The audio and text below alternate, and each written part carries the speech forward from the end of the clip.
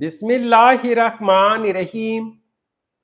अस्सलामुअलैकुम वीवर्स, इस वीडियो में आप देखेंगे रबाब नाम का मतलब और इस नाम में छुपे हैरतअंगेज राज। तो वीडियो को शुरू से लेकर आखिर तक जरूर देखेगा। नाम रबाब। रबाब एक इस्लामी नाम है जिनसे लड़की, ये नाम लड़कियों के लिए इस्तेमाल किया जाता है।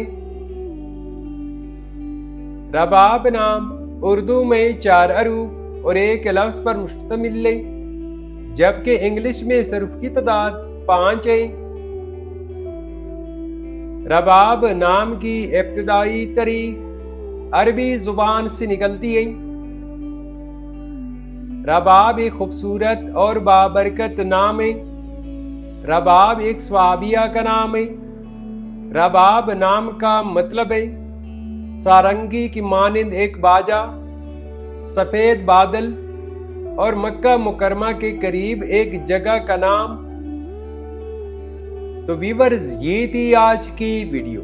अगर आप भी अपने नाम का मतलब जानना चाहते हैं तो अपना नाम कमेंट करें, वीडियो को लाइक और चैनल को सब्सक्राइब जरूर कीजिएगा।